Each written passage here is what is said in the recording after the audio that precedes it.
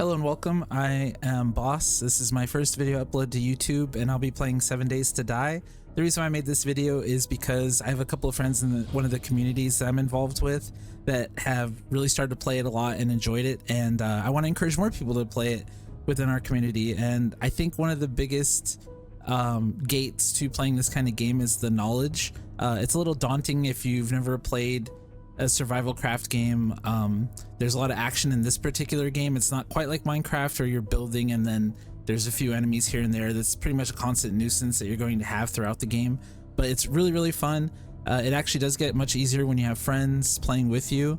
I'm going to do a solo playthrough, show you the settings I use, and walk you through the basics. So first of all, we're going to create a new game here. There is a game called Navezgane. This is the vanilla stock. It'll be the same on every playthrough if you choose this map. There's no randomization in terms of the points of interest or POIs that you'll come across. I don't recommend playing this in beginner or otherwise, just because it's so outdated and it's so limited. A few alphas ago, they redid the entire way the maps are generated, so they're generated more like actual cities now. There's things like street signs, and the roads, the houses are like an actual neighborhood. They're right next to each other. There's a business district, there's downtowns, there's countryside, all these different things that they've done to tweak the map to make it more realistic and a lot more enjoyable. There's a lot more to loot, there's a lot more to attack, there's a lot more resources to gather to build your base or fortify wherever you end up hunkering down. So I have a map I've already generated. I'm gonna go ahead and use this one, and we'll rename it, let's see, LFG. I think we all know what that stands for. So the settings I use, I bump up the XP just a little bit because when I'm playing by myself, it's kind of a slog. I'm doing everything on my own, so there's a certain way I like to try to get my playthrough started. So I'm gonna go ahead and bump that up to 150%. You'll notice that the daylight cycles, there's 60 minutes per day. The daylight length, I put maximum 18 hours because at night, things get a little more rough. For me, it's a little too tough sometimes, so I like to be more productive during the day, and at night I'm usually just sorting my base and upgrading it, things like that. I don't go out and do quests or anything like that, generally speaking. But they have made nighttime a lot easier. You can see at night, even with gamma correction, it's still pretty bright, so you can navigate the game at nighttime. These are the blood moon frequencies, so every 7 days, hence the name, you're going to get a horde that's going to attack your base for the entire evening. And I'm going to go with default settings here. Some people might think this is too tough, but again, I think this encourages the way you would play. At nighttime, if the zombies are stronger and they're more scary and they jump up on you, it's kind of it's a detriment to go out at night. So you need to really maximize your daytime and make the right decisions when you play. But again, you can play this, it's a sandbox game, you can play however you like. I encourage to play however you like. Block damage, we're going to bump this up as well for the sake of me not having to grind resources so much, for it to not take too long to gather wood and stone and things like that, because that's boring. And I think especially games like this maximize the fun. There is a lot of tedium in crafting games, but there's certain perks you can get that will help minimize that. And I think it feels like more of an achievement if you, especially when you're playing with other people, if you have roles and you plunk into those roles, so you don't really have a jack of all trades that's as effective as someone who's going to zero in on one thing. But again, that does depend on communication and then the limitations within the game itself. If I were to jack up any of these, the loot, the XP, even, I'd probably set this back to 100% if I'm playing with other people. It's just going to make every skill point you get that much more valuable and that much more rewarding to get.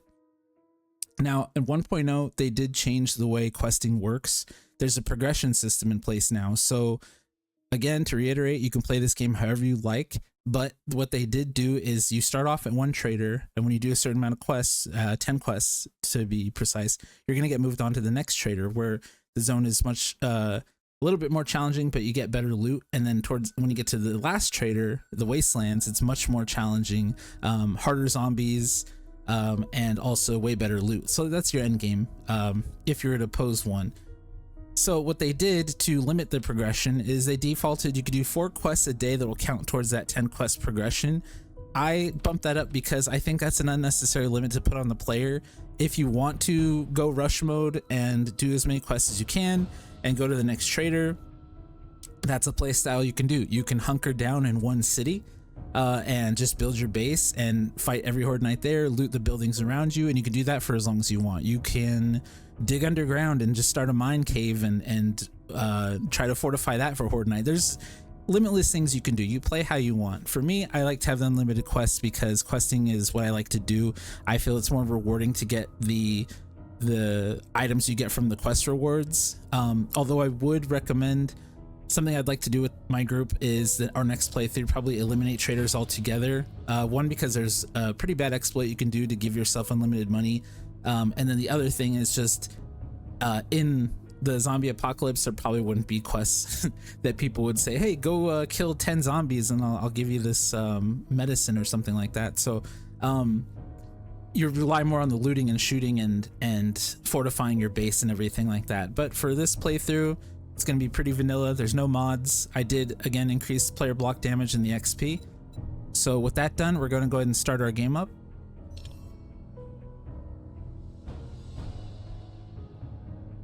I recommend you click through the tips at the bottom. You can mouse left and right to go through the different tips. Loading is way faster now than it used to be. It used to take about 3 to 4 minutes, even on a high-end machine, just to load the map every single time. So does load a lot faster, but while you're waiting, definitely get yourself acclimated, get any little tips you can. They're pretty basic. You read it once, it's gonna click in your head. A lot of it's kind of logical. If you played other survival craft games, a lot of it's gonna seem redundant, but there's even still, I've been playing over 1,200 hours and I still pick up on new things all the time. So again, read those while you're waiting, and we're gonna get our map started here in just a moment.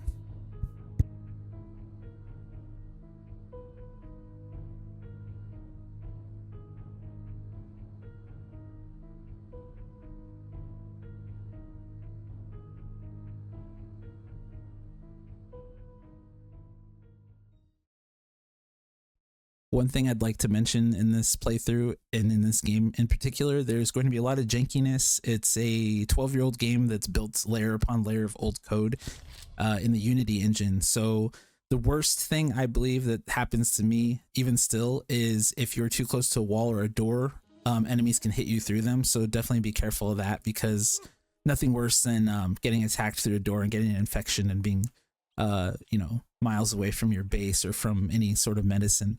Okay, so this is a game starting out. You're going to start in a random zone. If you look in the upper right corner, we have our quests, our tutorial challenge. If you hit Y, you could take a quick glance at all of the challenges you have. First thing you want to do is unlock the basics of survival. If you've never played the game before, great way to learn at least the basics is just by doing these quests. But the reason why you want to unlock these, aside from the little bit of XP you're going to get, is it's going to unlock the rest of these challenges for you. So we're going to go ahead and knock those out really quick. First thing is going to be opening our challenge window, which we did. If you hit W, that's your hotkey to redeem, to wear. You'll see it gets used quite a bit. All right, so then our next challenge automatically pops up for us. I do recommend going in order on these basic challenges, only because you're going to use the first tool you get to do the other challenges. It just makes it a lot easier, because you don't want to go around punching trees and punching rocks. So we will push these weeds, punch these weeds, I'm sorry. These will give you a decent amount of wood. When I start playing, I just punch as many things as I can, grass and weeds, because you're going to need those for crafting. This little icon on top is going to indicate where our items are that we need for our quest. Say hi, little bunny. You're definitely going to have meat for your survival. I'll go ahead and leave him just chilling there for now. He's a message to the other bunnies. Don't come around here. This is not bunny friendly. Actually, I do love bunnies, but sorry, it's him or me, you know. We need more plant fibers. Here's a bird's nest. I would loot those whenever you can, for hopefully you get an egg for cooking. If not, the feathers, you're going to use those to craft arrows. That's going to be one of your starter weapons, is a bow. All right, that little whoosh sound indicates that we finished that quest, so we're going to go ahead and redeem our challenge. And our next one is to craft a stone axe. If we hold tab, it's going to bring up our crafting menu on the left-hand side. The items that you have in your inventory that you're able to craft are going to appear in white, and grayed out means you don't have the items, so you can click to see what's required to make them. There's also a description for the item. And if there's this little lock symbol here, what that indicates is that you don't have enough knowledge to craft the item. For example, if you come here to skills, these are your different stats, your core stats here, and the different skills perks you can get. Again, once you level up, you get 1 perk point per level. As soon as you finish these basic challenges, you actually can get 4 skill points. So you want to, again, do those basic challenges as soon as you get started. So it goes, we have perception, strength, fortitude, agility, intellect, and then these 2 buttons here, these are perk books. There's 7 for each of these main perks. Each book does individually does a different thing, gives you a different little bonus here, and then when you get all 7 books, you get the final bonus, which is usually something pretty, not quite overpowered, depending, but it's pretty beneficial to have. And then the crafting skill books, this was introduced a few alphas ago. This is not learned by doing this game. This is, you find these crafting books, and at different breakpoints, you'll learn how to build different things or to upgrade your current things that you can currently craft. For example, here's harvesting tools. You want to go ahead and definitely want those. The salvage and repair tools are very important as well. So once I find 1 skill book, I'll be able to craft a level 2 stone axe, which will give me increased damage to blocks and enemies. Once I reach these breakpoints here, I can craft the different tools. The reason why you only have a level 61, so 61 points into this, I'll be able to craft mechanical tools. Each tool has 6 tool weapon armor. They have they're gonna have 6 tiers of quality, and each level will do more damage. It'll take less stamina sometimes, depending on what you're using. It will have higher durability, and it's gonna all around be better. And also to sell, it'll sell for more money.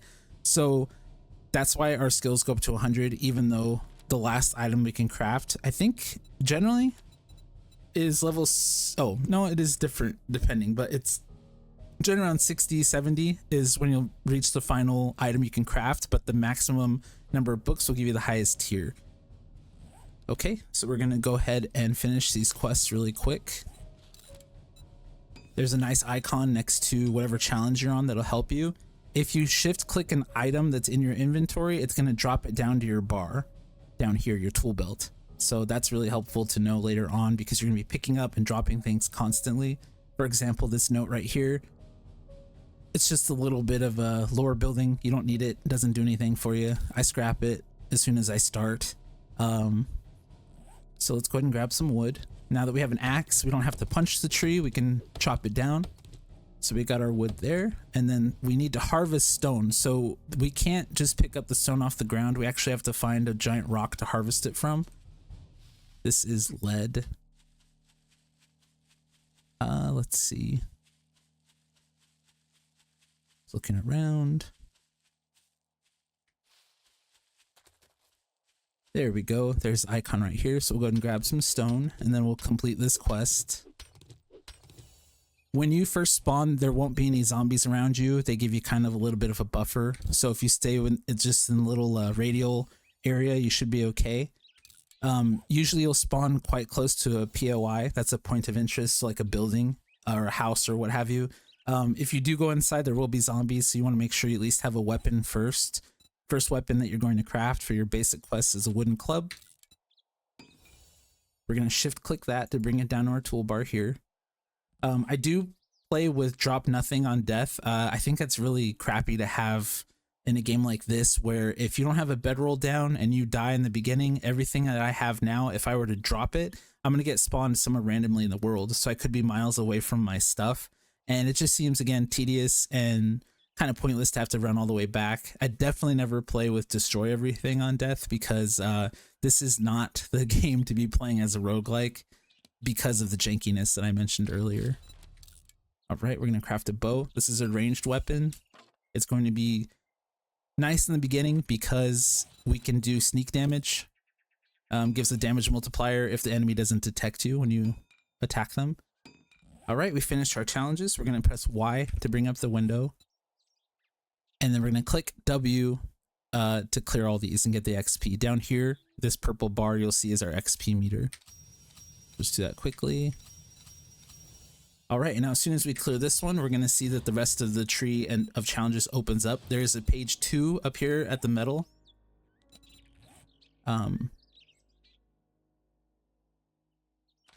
Right here. These are the more advanced challenges. They take a little bit longer. Again, it makes the game, there's more incentive to keep playing. Being a sandbox, your goal is up to you. Some people, you want to clear these challenges, hey, that's great, but it also helps to have little milestones as you go that feels more rewarding, gets that dopamine going. Okay, so now that we finished those basic challenges, we got our 4 skill points. What I usually put my skill points into when I start, I put 1 into cardio because you'll be running around a lot. This increases your stamina regen, and it also gives you a speed boost, so that is invaluable to have. Second one, it's a looter shooter. You're going to spend most of your time probably looting unless you're a base builder. But even if you're questing, if you're going out in POIs, if you're hunting in the world for food, you're going to be looting a lot. So this is going to speed that up. I always put a point in there just because it cuts down on my playtime. And then the rest really is up to you. The one skill I will advise to avoid in the beginning, I don't think Pack Mule is very beneficial. It does lessen your encumbrance, and they actually modified it to provide stamina regen and run speed. But pocket mods will actually take care of your inventory encumbrance that you have here. So for right now, I have 3 rows where if these are filled, I'm fine. There's no weight in this game. It's just based on item slots. So anything that's not shaded in, these ones here, as soon as I fill these boxes and get to these, I'm going to start slowing down. My stamina is going to regen slower. Again, I just don't recommend putting a point there. I feel like it's wasted. You definitely want to pick your combat. You can think ahead and go for any kind of firearm skills. You can go intelligence for stun batons. You do have a club at the moment, so I do recommend going for that first. I just put a point in a Pummel Pete so I can get some attacking done. And then again, it's up to you however you want to play. The way I play, I like to have a vehicle as quickly as possible. If you select any of these talents, you're going to get more books that are related to that talent will drop for you. So right now I can't craft any, I don't have any automobile or any vehicle books. I can't craft anything. I can't even craft a bike until I have 5. Ideally, I want to have a mini bike because it moves much faster and holds more than the bicycle, and it doesn't use stamina, although it does use gas. So I want to get to 20 on here. So the first thing I'm going to put my remaining point into, since I can't put any in Grease Monkey to encourage the books to drop, I'm just going to plop 1 in Intellect. Seems like a waste right now. It'll pay off next level, start paying off probably in the next like 5 days or so. I should have at least a mini bike by Horde Night if I do this correctly. Okay, so when you finish your quest, your next quest it's going to automatically generate is to go to the first trader. And again, I'm going to say this over and over, and it's going to get annoying if it's not annoying already, but you're going to play how you want to play. I like to at least get these first quests out of the way till I get to a trader, only because I want to unload my more valuable items so I can make money, buy books if I need to. Future playthroughs with my friends will probably be getting rid of the trader, at least for one playthrough, just to see how much more. I think it's going to create more cohesion and more of a group play need by not being able to just go to a trader and buy food, buy books, buy ammo. There are limited things that traders will sell, and money is not exactly easy to get, but you can spec correctly where you can get considerably more money from questing. That's usually the route I go as I play solo. Again, you always want to loot these, get the feathers, and hopefully get a chance at eggs for food. So we're going to go ahead and run to the trader, and I will edit this part out because no one wants to watch me run for 3 minutes to the trader. Okay, so we're just about to the trader. One thing you'll notice on my tool belt is I have a can of chili, 2 jars of water, and a first aid bandage. There is a food and water system, hunger and thirst system in this game. It's very rudimentary. It's not difficult to manage at all. Come here, you little... Sorry. All right, so we're gonna go ahead and get this chicken really quick. You can craft the bone knife as soon as you have enough bones. It's gonna make harvesting meat from animals much easier. It's also a decent weapon if you don't mind close range combat once you get used to it. Yeah, so the hunger thirst system, easiest way to see it is you have these bars on the bottom, the green and blue bars. You can see roughly the percentage just by looking at where the gap is with the gray. If you'd like to see precise numbers, you can go to your character and go to detailed stats here. And then you have your number, your maximum health and stamina start at 100. Your food and water satiety is always going to be at 100. You can exceed it with some buffs. but generally you want to keep this above, I'd say 75 to 80, just so you don't get any debuffs and you don't see the little stress inducing icon telling you that you're hungry or thirsty. Okay, so we're gonna go ahead and go to the trader here. You can loot the trader and find some really valuable things. Every trader is going to have these broken down workstations where you're almost guaranteed to get a Forge Ahead book that you're gonna need for your workbenches, cement mixers, dew collectors. So for this one, my first one should give me the dew collector. You get the notification here that you've unlocked a new workstation. That's going to be invaluable for generating water, because everything makes you thirsty in this game, especially if you're harvesting resources. You're going to be generating thirst from doing that. So you want to get a dew collector up and running as fast as you can. There's more workstations here. I can loot any car that looks well put together, like this one can be looted. There's another bird's nest there. So we're going to go to our first trader here. Trader Wrecked. He's a bastard. Yeah, whatever. Yeah, he's not very friendly. Even if we're doing everything for him, he very rarely will compliment you, so don't be discouraged. I hear a zombie followed us somewhere, but we're not going to worry about that for now.